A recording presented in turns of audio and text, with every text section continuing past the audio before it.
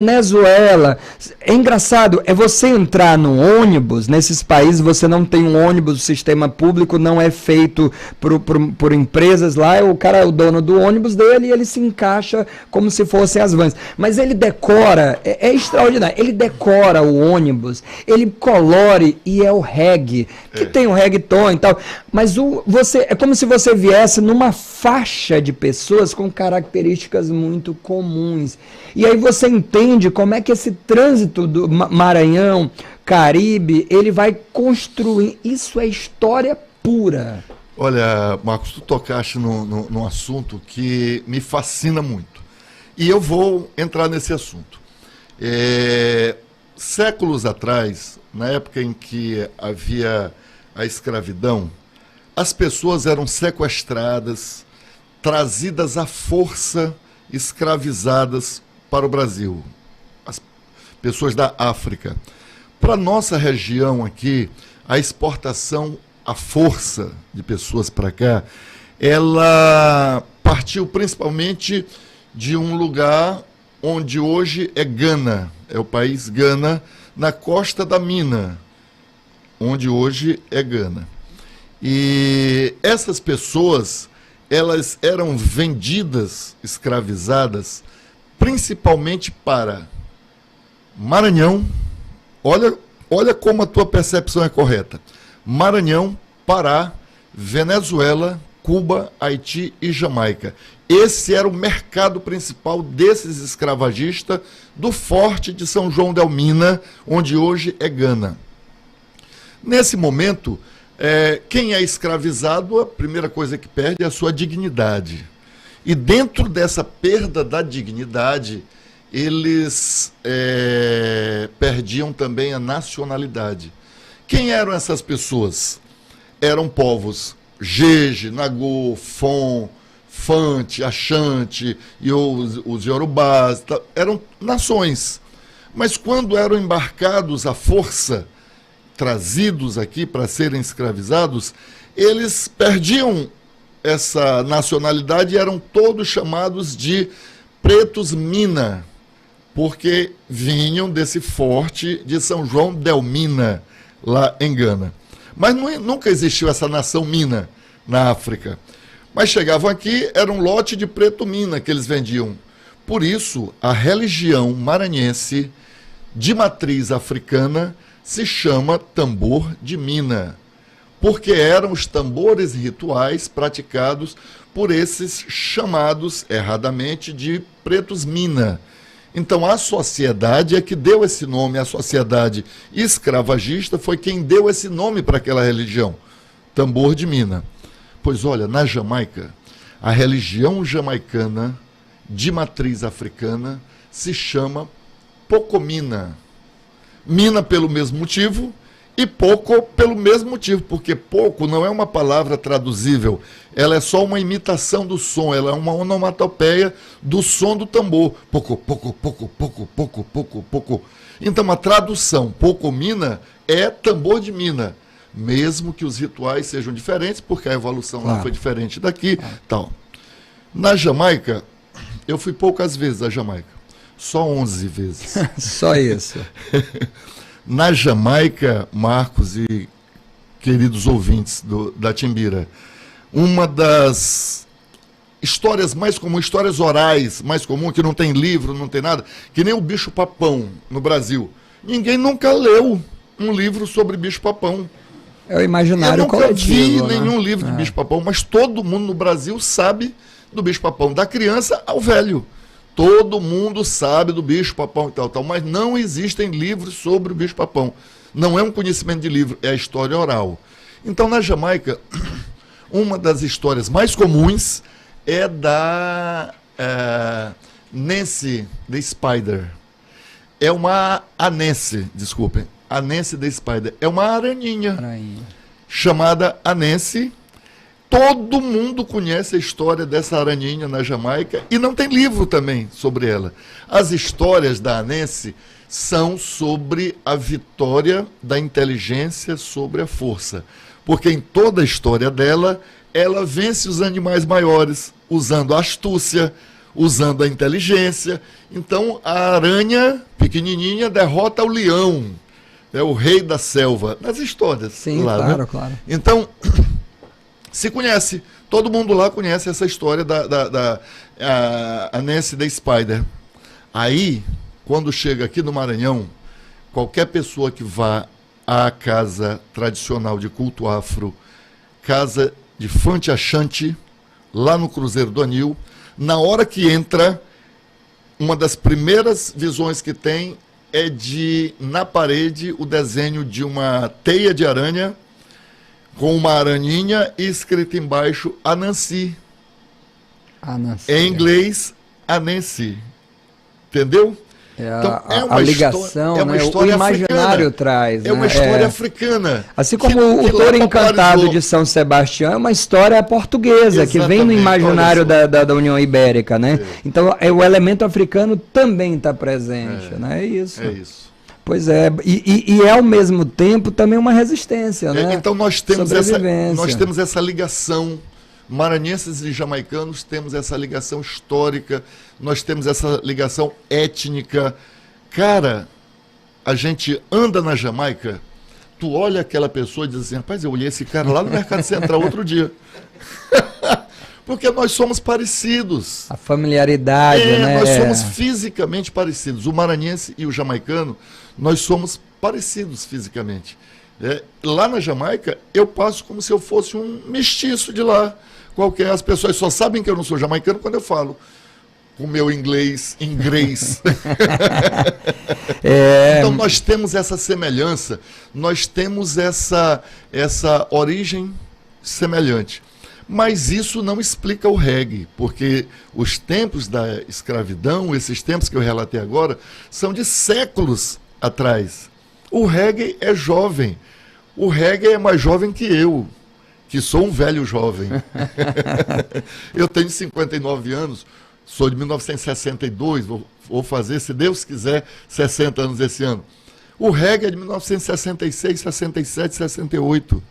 Não dá para precisar exatamente o marco inicial da criação do reggae. Mas em 67, o Toots Hilbert e o seu grupo The Maytals, eles colocaram um nome para aquele ritmo que tinha sido criado. Ele lançou a música, o disco com a música Do The Reggae. Então, a partir daí, aquele ritmo foi batizado. Ele não foi o criador do ritmo, ele foi o batizador, ele que deu o nome para aquele ritmo que estava nascendo naquela época. Então o reggae ele é muito jovem. O fato de nós termos a mesma origem na África, maranhenses e jamaicanos, não explica nada disso, mas dá uma luzinha lá no fim do túnel para a gente. Né? Porque aí vem a identificação com o ritmo. Por que aquele ritmo lá do final dos 60, meados final dos 60, ele vai tocar tão próximo do sujeito aqui na Baixada, do sujeito aqui na periferia, no Caribe, mistério, né? Quer dizer, como ele vai trazer, por mais que você explique, o cara ia pro garimpo lá na Guiana, o cara viajava em busca de emprego nessa região, ele ia pro Pará, ele ia para Amazonas e ele acabava trazendo. Tá, ele teve conta, mas como é que ele se identifica com isso?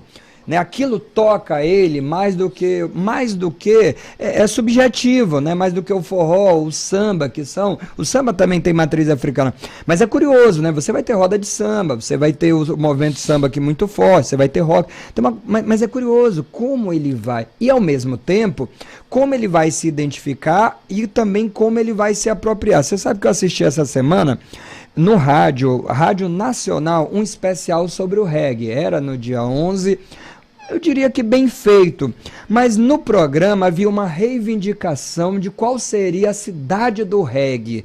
Se falava da Bahia. Lá se dizia muito forte, porque a Bahia, Salvador, a cidade do reggae. Então, embora eles citassem também São Luís, hoje já é impossível falar de reggae sem falar do Maranhão. E a capital também. Mas eu achei curioso essa coisa houve ali um debate, né, um programa não maranhense, porque me causou estranheza em que aspecto. No Maranhão isso não se discute, mas ali era um programa da Rádio Nacional e havia um debate de reivindicação nacional do reggae. É possível reivindicar essa origem? Eu, inclusive, achei estranho, porque a princípio eu fui convidado para ser entrevistado pela Rádio Nacional e depois o representante aqui, o Gabriel, ele falou que não vamos mais gravar e tal. Eu digo, tudo bem e tal. Então, eu achei estranho por a Rádio Nacional não tentar ouvir alguém. Daqui. Daqui. Pois né? Talvez seja essa premissa que eles usaram, não é? Isso, pois é. Eu achei muito estranho, mas tudo bem, bora lá. Nós não estamos disputando título algum. São Luís não disputa o título de Jamaica brasileira. Por uma razão simples. Esse título não está em disputa. Nós somos a Jamaica brasileira. Nós temos o reggae como um ritmo entranhado na nossa cultura. O reggae aqui, Marcos, se tu atentares bem, se o ouvinte atentar bem, o reggae aqui, ele não sobrevive das pessoas usando tranças, Rastafari. Aqui nem Rastafari tem no Maranhão. A gente não sobrevive da imagem projetada no mundo do reggae. Não. Nós temos esse título porque o reggae é um elemento cultural do Maranhão, mesmo tendo nascido fora. Nós não nos apropriamos da cultura jamaicana.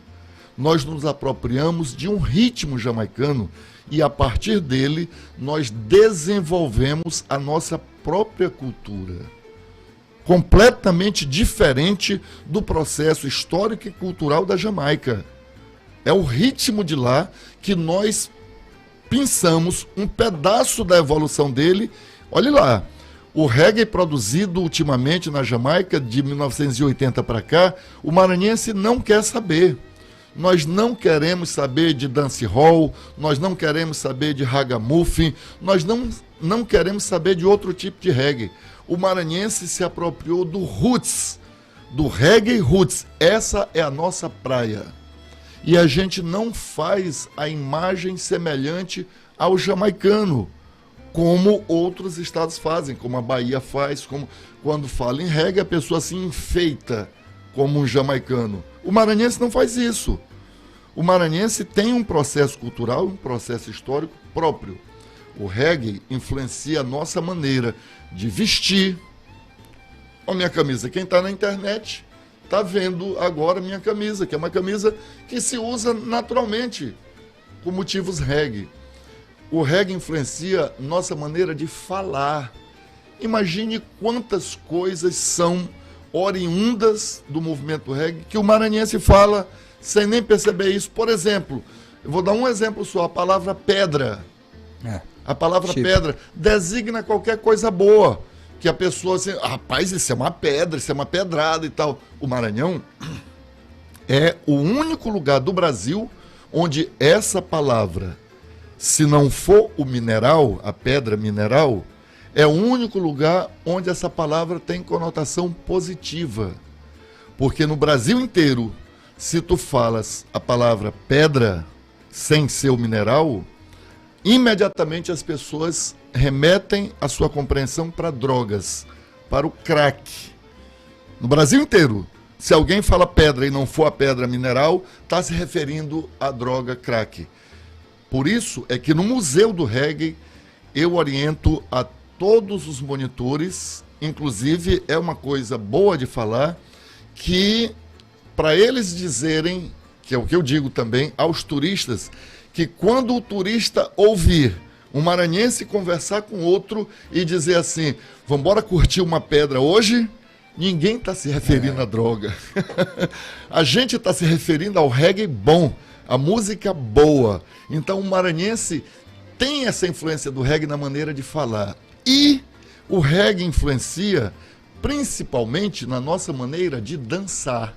Então olha aí, eu falei de 3 características de população. Maneira de falar, maneira de vestir e maneira de dançar. O maranhense inventou uma maneira própria de dançar o reggae, uma maneira que não é dançada em lugar nenhum do mundo. Inclusive na África, que não dança. Na Jamaica não se dança assim, na África só não dança se dança assim. Aqui e onde o maranhense influencia, que são os nossos vizinhos, Amapá, Pará, Piauí, Ceará. Eles também já dançam reggae igual maranhense, mas por nossa influência. E onde o Maranhão tem populações grandes, como Brasília, São Paulo, Rio.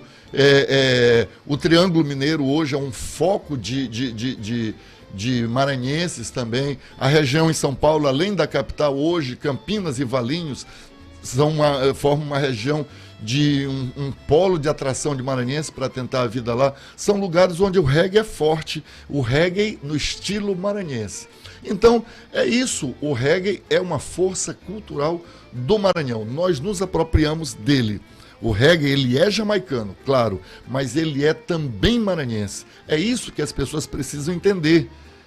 Nós não importamos a cultura jamaicana. A cultura jamaicana não tem nada a ver com a cultura maranhense. Nós nos apropriamos foi de uma música, de um ritmo que nasceu com eles, mas que hoje até a Unesco reconhece que o reggae é patrimônio cultural e material do mundo, da humanidade. Então foi isso que o maranhense se apropriou e a partir daí nós criamos uma cultura própria. Mas é importante, Marcos, a gente também lembrar que a nossa região ela sempre foi muito receptiva aos ritmos do Caribe.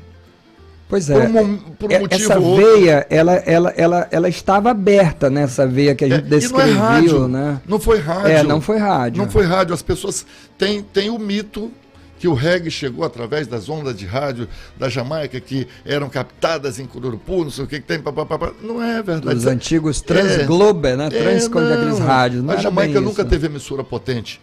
E nos anos 60, 70, só havia 2 emissoras daquela região do Caribe que pegavam aqui claramente. E as 2 eram ideológicas. Era a Voz da América, em Miami, que transmitia defendendo o capitalismo, e a Rádio Havana, de Cuba, que transmitia defendendo o comunismo. E nenhuma delas tocava música. Era só blá, blá, blá, blá, blá, blá, blá. Era só convencimento político. Não tinha vaga para música. E só essas 2 emissoras tinham força suficiente para chegar até aqui. No máximo, a gente captava emissoras da Colômbia, do litoral da Colômbia, se captava mal e porcamente, não dava nem para ouvir direito.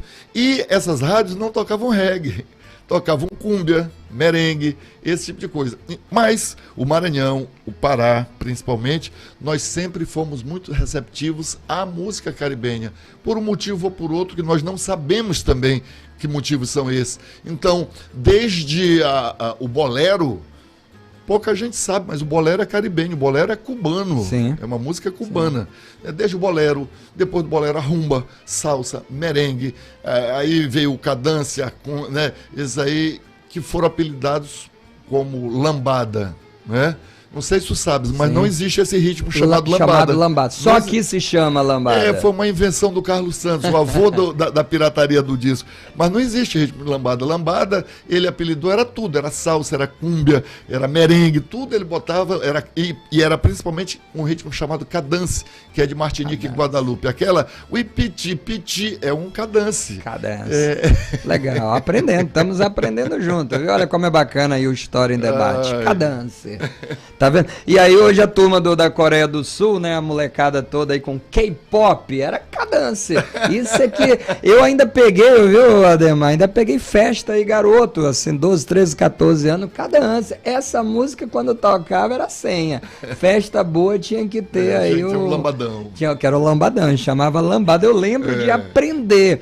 Aos 12, 13 anos, eu digo, alguém tem que me ensinar a dançar, porque senão você ia pra festa e não fazia nada, assim, não se divertia. Olha, esse negócio do apelido... Mas meio que você aprendia a dançar e já era alguma coisa ali, agarradinho, juntinho. Só para ter uma ideia, como esse nome lambada acabou se popularizando tanto, a música mais conhecida desse movimento no mundo inteiro, que se chama exatamente lambada, que é do grupo Kaoma, que era uma cantora brasileira e músicos africanos do Senegal. Essa banda Kaoma, a música Chorando se foi quem um dia só me fez. Cara, é uma cúmbia. Essa música é uma música colombiana chamada Llorando se foi. E foi sucesso mundial, né? O cara pirateou a música, o cara que pirateou, que fez a produção do Kaoma, um francês lá, ele nunca imaginava que essa música fosse fazer sucesso. Depois ele tomou-lhe um processo de direitos autorais. Ele teve que pagar uma grana pro cara da Colômbia. Meu amigo, o negócio é sério. Tá pensando que... Olha, você tá acompanhando aqui o História em Debate. É a segunda temporada, hoje com esse cara maravilhoso, Ademar Danilo, diretor do Museu do Reggae aqui do Maranhão, e o papo tá bacana. Então, já estamos no YouTube também, você pode rever, enfim, assistir, além de ouvir, também ver a gente, ó.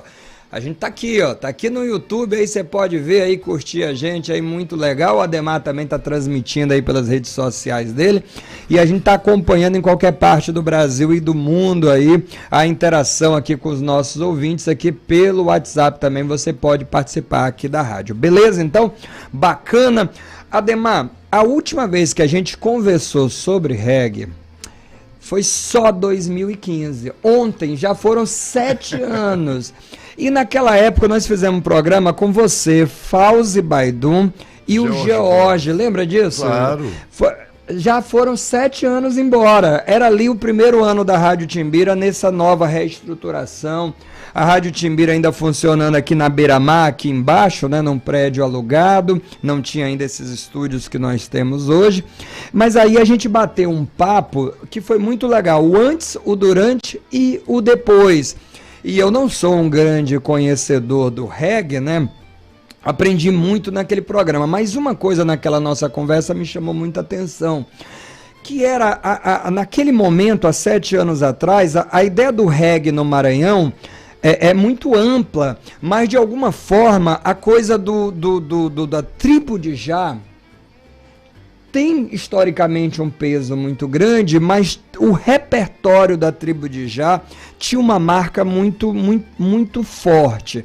A minha pergunta é, de 7 anos para cá, o que mudamos nesse cenário reggae? Para além do museu, que é um grande passo, mas eu digo na produção. Por exemplo, esse mesmo programa da Rádio Nacional falava de artistas que eu não conhecia como eu conheço a tribo de Já, porque eu meio que parei no tempo, é um erro meu ali, eu parei um pouco tem que rejuvenescer, tem que acompanhar, e é uma moçada, ela falava de músicos mais jovens também, fazendo um reggae no Maranhão, e eu ouvia a música e falava, olha, eu esqueci o nome dela agora, perdão, mas aí eu já conhecia a Negra Glícia e tinha uns outros, mas ela falou de uns nomes, digo, olha, não conheço essa garotada, por exemplo, eu parei, me parece que eu parei ali na tribo de Já. Como é que você avalia esses 7 anos, no mínimo, do movimento reggae? Porque assim, Eric Donald, a gente conhece, Jimmy Cliff, essa turma toda ali a gente conhece, né? Mas e aí, como essa coisa tem andado aí nos últimos anos? Olha, o reggae, ele é extremamente dinâmico, ele vai mudando. Tem pessoas que acham que hoje o reggae está menor, o que é um equívoco, porque 30 anos atrás, 20 anos atrás, o reggae era um bloco só, imenso, gigante, aquele bloco e tal. De lá para cá, esse bloco ele foi se fragmentando, o que é natural, as pessoas se encontrarem onde se sentem melhor. Então, hoje em dia, ao invés daquele blocão imenso, nós temos o reggae de radiola, nós temos o reggae da banda, nós temos o roots, temos o eletrônico, temos os bares dos bairros, que são diferentes dos bairros dos bares da litorânea, tem as bandas, tem os artistas que cantam o reggae roots fazendo covers, tem os artistas que colocam a sua produção autoral, tem os artistas que gravam exclusivamente para as radiolas. Então, o mundo do reggae, ele é um mundo gigante. E hoje, se nós juntarmos todos esses fragmentos, se conseguíssemos fazer um bloco dele, um bloco compacto, seria um bloco maior do que era antigamente. Então o reggae, hoje ele está maior, mas ele está segmentado. Cada segmento tem o seu movimento. Isso é a demonstração do tamanho do reggae. Ele se dá ao luxo de ter vários segmentos dentro de um mesmo segmento da cultura reggae. E hoje o surgimento de vários artistas enriquece muito mais o reggae. Além dos tradicionais, como Banda Tribo de Jah, Banda Guetos, Célia Sampaio, Legenda, Jorge Gomes, além desses que são os desbravadores, que são a linha de frente do reggae autoral. Eu estou falando só de cantores, não estou falando de DJ, de nada não. Nós temos o surgimento de valores como Núbia. Núbia é uma artista excepcional. Era Núbia. Núbia. Era de Núbia que eles falavam. Eu não tenho dúvida eles falavam que Núbia terá uma carreira nacional bem sucedida. Nós temos Regiane Araújo, Emanuele Paz, nós temos várias bandas como a Maravista, como Soul Reggae, a Dona Bill. Então nós temos uma gama imensa de novos artistas de reggae, desses 7 anos para cá que tu estás falando. Temos uma alteração positiva do movimento, uma renovação. E se nós formos sair do palco da música ao vivo, se nós formos para DJs, aí mesmo que essa conta é imensa. O surgimento de DJs nos últimos tempos, DJs bons, é imensa. Imensa. A gente vai por aí, se tu pegas as divulgações especializadas em reggae, tem DJ que tu, como uma pessoa que observa de fora, que tu nunca ouviste falar, mas que está lá fazendo um trabalho muito bom, de competência como DJ. Então o reggae, ele aumenta cada vez mais, ele sempre aumenta, segmentado, como eu estou falando. E aí tem uma outra coisa também, que algumas coisas, como você já falou, estão consolidadas, né? Por exemplo, à tardezinha na Rádio FM você tem já vários programas de reggae. Eu acompanho alguma coisa do Marcos Vinícius na Rádio Universidade, acho que ali 4h30, 4 horas, 5 horas, né? De 4 às 18. 18. Aí eu acompanho ali, é um caminho que às vezes eu faço com ele, e outras emissoras também. É legal, tem aquele horáriozinho que é bacana, um horáriozinho que não é só o final de semana, mas durante a semana são horários nas emissoras FM. Agora tem também um horário bom, que é 19 horas, com a mobilidade da Voz do Brasil. Algumas emissoras também estão fazendo programas às 19 horas. Na FM também. FM, Pronto. Então, isso é uma consolidação, isso é uma conquista, né? Você tem na rádio, acho que dos anos 90 para cá, anos 80 não, acho que na rádio é dos anos 90 para cá esse processo, 80 já, né? 80. E cristalizou, quer dizer, hoje toda a rádio, ela monta, aqui na casa nós temos, quer dizer, é uma conquista de, uma rádio, um programa de reggae, vamos chamar alguém que faça, que isso é uma conquista também de espaço, né? Se não houvesse público, não haveria programa. Pois também tem isso. Isso que é importante. Mas é importante a gente saber que nesse processo dos programas de rádio, não foi a rádio, não foi a mídia que impôs o reggae para a população. Foi a população que impôs o reggae para a mídia, para as rádios. E eu te falo com a tranquilidade de quem fez o primeiro programa inteiramente especializado. Fomos eu e Fauzi. O primeiro programa fomos nós que fizemos, especializado. Antes de nós, outros já botavam reggae, como J. Kelly. Outro dia eu conversei com Floresvaldo Souza, que é um dos... não sei se é o mais antigo em atividade radialista do Maranhão. Acredito que seja. Mas posso estar errado também. Eu conversei com o Floresvaldo Souza e ele me falando que ele tocava Ansel Collins em David Barker, como é o nome da música, meu Deus do céu? Double Barrel, aquela que o pessoal até fazia uma brincadeira com a introdução que é falada, ele dizia Adolfo, quando chega no som, bagunça no som e tchau! Que é uma música, assim, Magnificent, começa assim. Então o Floresvaldo Souza me conta que ele já tocava isso em 69.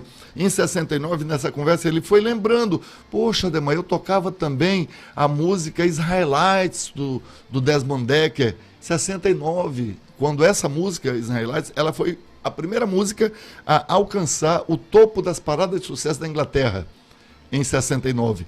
E em 69 a Inglaterra ainda dominava o mercado mundial da música. Os Estados Unidos já estavam na disputa, já estavam lá na disputa, e depois passaram à frente, e hoje dominam largamente esse mercado. Mas na década de 60 ainda era a Inglaterra. E tanto que o reggae foi para o mundo através da Inglaterra. Quem lançou o reggae no mundo não foi a Jamaica, foi a Inglaterra. A Inglaterra foi que botou Bob Marley no sucesso mundial. A Inglaterra foi que fez o reggae ficar conhecido no mundo inteiro. Então, Floresvaldo Souza, lembrando que em 69, 70, no programa dele, ele destacava essas músicas. Ele me falou que 71, 72, a música mais tocada durante o ano inteiro no programa dele foi Mother and Child Reunion, do Paul Simon, que era da dupla Simon and Garfunkel, né? Então, essas coisas a gente precisa saber, né? A gente precisa saber que é para consolidar a nossa ignorância. E é legal. Olha a contradição. A gente precisa sim. ter conhecimento para saber do nosso desconhecimento. Qual é o desconhecimento? Sim. A gente não sabe como o reggae chegou. Essas lacunas. Nós não sabemos quem, como, quando, nem onde nem por que o reggae chegou aqui em São Luís. E é legal chegar nas universidades, né? Porque o História em Debate dialoga também, além do público em geral, que adora, curioso pela história, pesquisadores também. E isso precisa, alguns livros já falam, né? Alguma coisa. Eu lembro do livro, acho que da Carla Freire, né? Que é da dança, coisa do dançar agarradinho em tudo, dos ritmos. E a Bíblia do reggae do Maranhão, que é o livro do professor Carlos Benedito, da Terra das Primaveras. Pronto, pois é. A Ilha do Amor. Mas podemos pesquisar mais. A universidade, nós temos curso de História na UEMA, nós temos curso de História na UFMA, temos algumas outras licenciaturas em universidades particulares espalhadas pelo Maranhão, que tem a possibilidade de fazer objeto de estudo, né? Pesquisa. Não apenas história, mas, por exemplo, o povo do turismo, o povo da comunicação, sociologia, ciências sociais, né? Por que não o curso da questão de religiões, né? Existe a teologia, por que não também fazer relações aí? Então, acho assim, um campo multidisciplinar que ainda precisa, e o Ademar está apontando, porque é um conhecedor. Hoje, se você vê o programa, você tem várias janelas que ele foi abrindo e reconhecendo, ó, bem aqui essa janela está aberta, alguém mergulhando nela pode fazer um trabalho de história oral, de memória oral, de história documental, de história musical, que vai dar uma contribuição fabulosa. É cair em campo também e encontrar essas oportunidades, e por que não, né, Ademar? E por que não também a academia produzir mais conhecimentos nessa área, né? Nós estamos perto de fazer coisas novas e diferentes do Museu do Reggae. Uma delas é a criação da biblioteca, que é um projeto desde o início do museu, mas que vamos viabilizar em breve. Nós teremos uma biblioteca ligada ao reggae, com uma biblioteca com a maior parte do material virtual. Isso vai estar no museu? Vai. Olha, já temos o local, já a sala designada, o museu vai ser ampliado agora.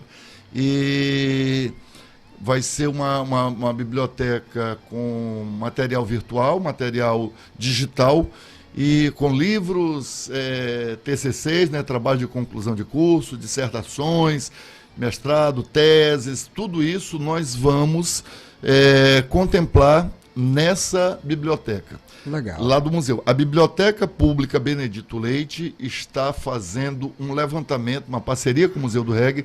A Biblioteca Pública está fazendo um levantamento de todas as notícias relacionadas ao reggae no Maranhão de 1975 para cá. Maravilha. Uma pesquisa em todos os jornais, pesquisa de jornal, de 1975 para cá, e eu não vejo a hora de receber esse material. Maravilhoso. E esse material vai vir, você fala no impresso ou o Digital, filme também, digital, né? Para poder viabilizar, que aí o museu também começa a receber pesquisadores. E você sabe que também aqui no Arquivo Público, um projeto futuro é justamente fazer contato também, além dos jornais, aqui no Arquivo Público, tem os documentos de embarcações. Então, por exemplo, você vai ter navios que vão vir de várias partes do mundo para São Luís via Venezuela. Então, já agora, no século XX mesmo, então eu converso às vezes com pesquisadores que contam relatos de imigrantes que vinham de várias partes do mundo em navios e vinham, por exemplo, iam para Buenos Aires, aí vinha Venezuela, vinha São Luís, e aí muita gente desceu em São Luís, sei lá, olhou e ficou. E teve isso, né? Então esse fluxo, mas primeiro parava na Venezuela, então você tem ali uma linha de contato, Venezuela, Guiana, você tem com São Luís, e só uma curiosidade, na Venezuela eu conheci um local que eu desconhecia, existe a Guiana francesa, existe a Guiana holandesa, existe Suriname. Pois é. Guiana francesa, Guiana e Suriname. Pois é, mas aí tem uma Guiana que eu não conhecia, na Venezuela não é um país, é a Guiana venezuelana, é um estado. É um estado da Venezuela. E nesse estado ele é portuário, ele entra pela boca de um rio. Eu estive lá, eu conheci, brasileiro pra caramba, porque é área de embarcação de rio, e maranhense. Eu digo, caramba, Garimpo. Exatamente. Então você tem navios que entram do mar para a boca do rio, nessa Guiana, e lá eles falam, não, aqui você está na Guiana. É a Guiana venezuelana. Então não é um país, mas às vezes é só um dado que a gente está falando assim, ou essa informação vem da Guianas. E a gente não lembra que tem essa de fluxo.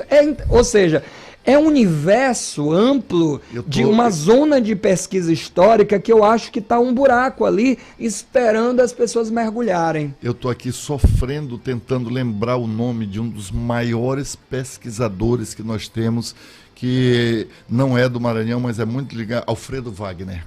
Alfredo Wagner, que é um brilhante pesquisador brasileiro.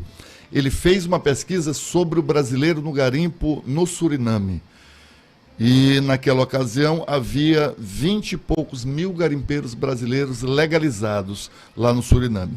Se tu tens 20 mil garimpeiros legalizados, com certeza tu tem mais de 200 mil ilegais lá.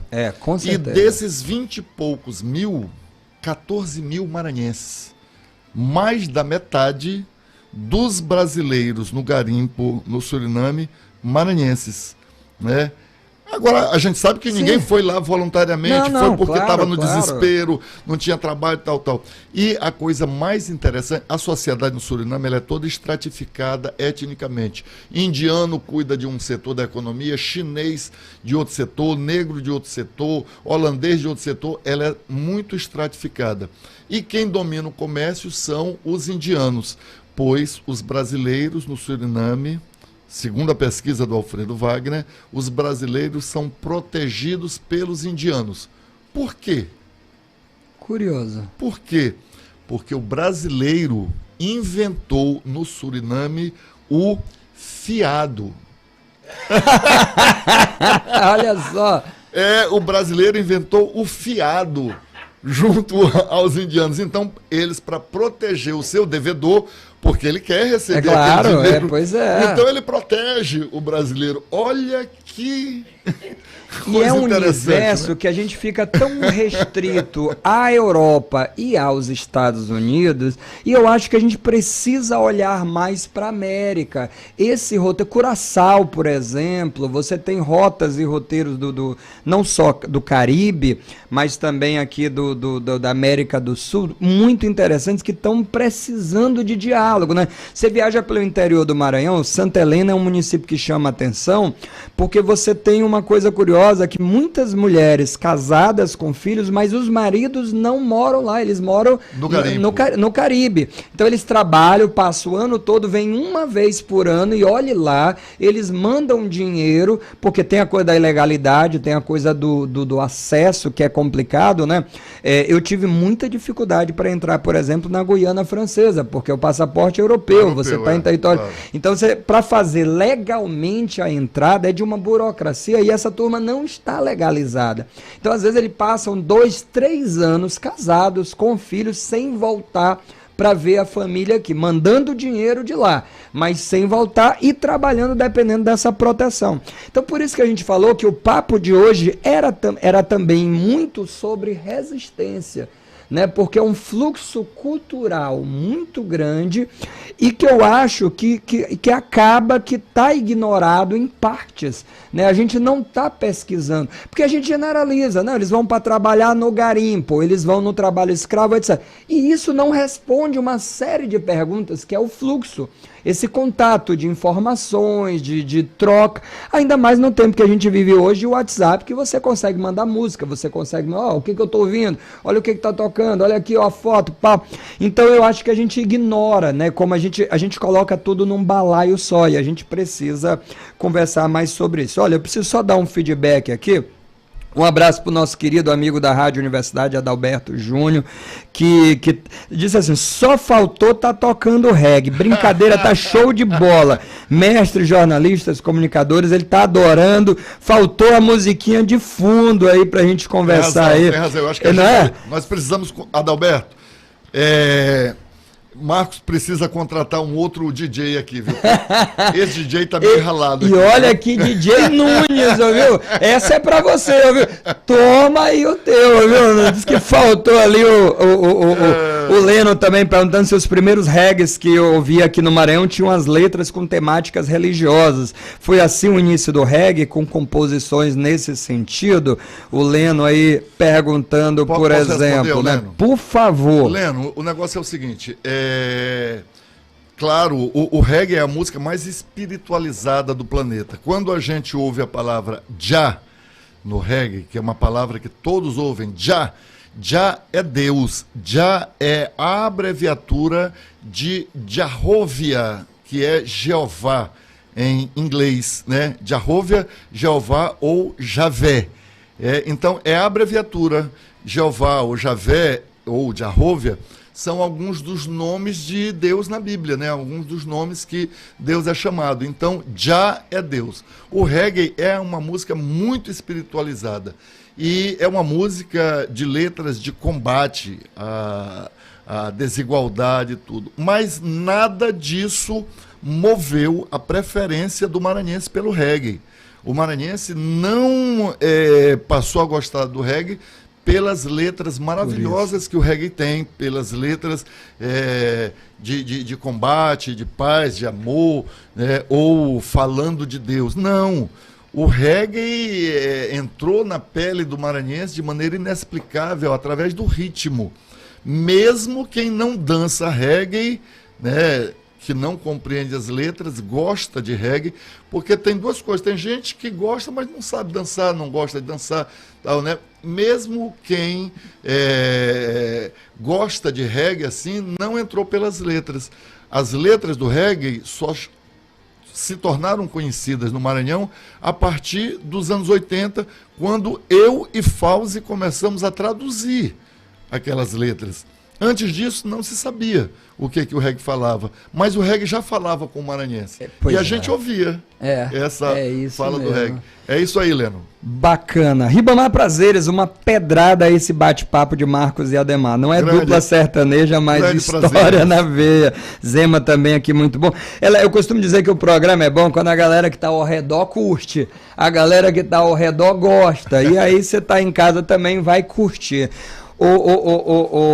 Meu querido Ademar Danilo, 7 anos pra gente atualizar esse papo, a gente precisa diminuir esse espaço do tempo, viu? É verdade. A gente precisa conversar mais vezes, né? Porque o nosso tempo já esgotou, mas Já? aqui com você, pois é, voou, não é que correu, não, voou. É que eu sempre aprendo, e é muito legal, você falou de ignorância, eu acho isso tão legal, a gente reconhecer a nossa ignorância, claro. sabe? Esse é um assunto que eu aprendo muito, porque é a oportunidade que eu tenho, cruzando com você, conversando com você e trazendo você aqui para o nosso público. Então a gente precisa ficar mais próximo desse papo, dessa discussão e fazer mais vezes essa conversa. Então eu vou agradecer muito, né? Como nós dissemos, começamos não só com o pé esquerdo, mas também com o coração esquerdo, e que assim seja, né?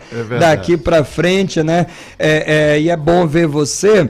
E queria que você também convidasse, ó, você que está aí em qualquer parte do Brasil e do mundo, venha a São Luís visitar a cidade, vai ter um São João agora muito legal, depois de 2 anos O maior do mundo. O maior e vai ser um São João muito bacana, mas por que não? Você não deixa de vir aqui no Museu do Reggae, vem conhecer também, convida essa turma. Antes de eu convidar, Pois eu acho não. que eu tenho 1 minuto para dizer Por favor, da tem. importância do reggae, do impacto do reggae no Maranhão. O reggae tem vários impactos, mas tem 3 impactos principais que eu gostaria de destacar. Por favor. O primeiro desse impacto é o impacto na cultura. O reggae, quando ele chega, ele não chega como uma música estrangeira atropelando a cultura popular do Maranhão. Não.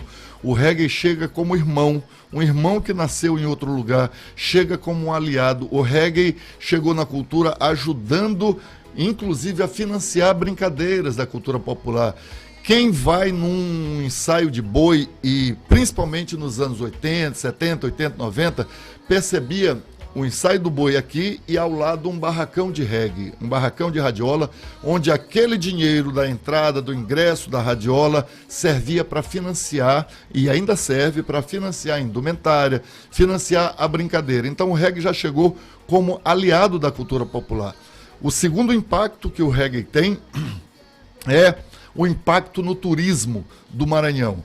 Ora, o Museu do Reggae teve 120 mil visitantes em 2 anos. É muita coisa. Desses 120... Eu conheço o museu, viu? Desculpa te interromper. Tá. É que as pessoas, a gente fala cento, é muita gente. Muita gente. Há que se dizer isso. Nunca aconteceu isso em casas de cultura do Maranhão. Pois é. 120 mil visitantes em 2 anos, e desses 120 mil visitantes, tivemos 50 mil turistas. Olha que interessante, 50 mil turistas.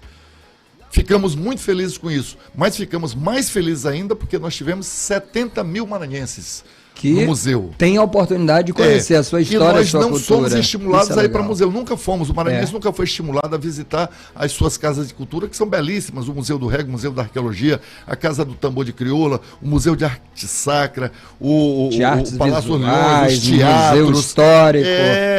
No interior, em Caxias, Pedreiras, tudo está cheio de casa de cultura, né? Então, o Museu do Reggae vai na ponta disso aí, com essa quantidade toda. Então, olha o impacto que o Museu do Reggae e o reggae em si. A professora Thalice Ramos, ela, desculpem, a professora Thalice Ramos, turismóloga, ela fez uma pesquisa com os visitantes de São Luís, independentemente de qual tenha sido o motivo da pessoa de fora vir para São Luís. Se foi a negócio, se foi a férias, se foi doença, tratamento de saúde, não.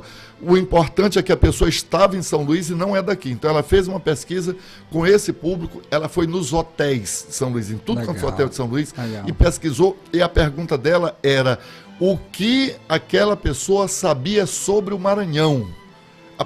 Em primeiro lugar, nas respostas, foi Lençóis Maranhenses. Os visitantes, a grande maioria, sabia da existência dos Lençóis Maranhenses. Em segundo lugar, o reggae.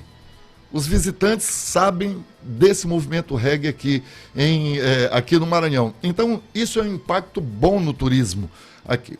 E o terceiro impacto, que é uma decorrência dos dois primeiros, é o impacto na economia do Maranhão, que é a coisa que mais realmente importa, é a nossa sobrevivência.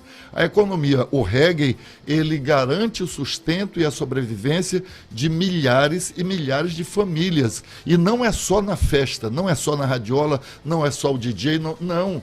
O reggae tem uma cadeia produtiva gigante que envolve a moda reggae, roupas, acessórios, artesanato e que envolve também o trançismo. O fazer de tranças hoje é uma atividade importantíssima no Maranhão, em especial em São Luís. Nos bairros sempre tem 1, 2, 3, 4, 5 salões de beleza voltados para fazer tranças. Então, garante o sustento de muita gente, em especial de mulheres jovens. Bacana, aqui do Maranhão. Então, a economia do reggae. Empreendedorismo, né? As radiolas são grandes empreendimentos, as casas. A diversão é importante, claro, é importante, mas a sobrevivência é mais importante ainda. E o reggae tem essa felicidade de juntar as duas coisas. Que legal. Valeu, Ademar. Agradeço ao convite, Marcos, agradeço aos ouvintes e às ouvintes da Rádio Timbira. E estamos aí, meu irmão. Um grande abraço, bora pra frente. Visitem o Museu do Reggae. É isso aí. Sucesso, meu amigo. Obrigado. Começamos bem. Esse é só o primeiro programa dessa nova temporada. Sábado que vem a gente volta às 11 horas da manhã com mais um História em Debate. Você continua aqui na Rádio Timbira, nova programação, viu? Dia de sábado aí uma programação nova. Agora o Fome de Bola, Edivan Fonseca aí. Meu querido Edivan, atrasamos um pouquinho, mas é que é Ademar Danilo, é que é reggae, tá? Então, perdão aí, 1h tem Balaio Cultural, às 15 horas começa a nossa jornada esportiva com a equipe 1290, às 21h Tambores do Maranhão, querido Luiz Barreto, 23h Giro Nordeste, Helena Nader, excelente programa, e meia-noite na Trilha da História, programa da EBC. Beleza? Então, Francisco Nunes, obrigado, cara, tava com saudade de você, tava com saudade daqui desse estúdio, da nossa casa, muito legal. Tamo de volta, o nosso programa tá lá no YouTube, viu? Bacana, então? Beleza, até próximo sábado, excelente final de semana e continue com a gente. Abração, valeu!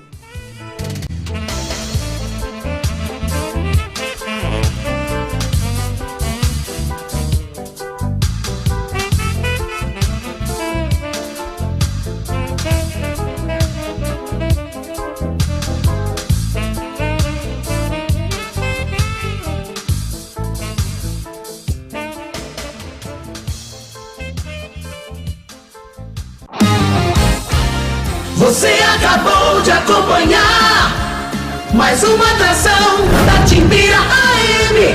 História em Debate. Fique ligado na Rádio Timbira. ZYH 888, Nova 1290, Timbira AM, São Luís, Maranhão. É mais informação no ar. Nova 1290, Timbira M. 24 horas por dia de jornalismo, esporte e cultura. Nova 1290. Rádio Timbira. A partir de agora, no ar. Fome de Bola. Na Rádio Timbira. Na hora do almoço, mate a sua fome por esporte, ouvindo as principais notícias do seu clube. Fome de Bola. Fome de Bola. As informações esportivas já estão no seu cardápio. As principais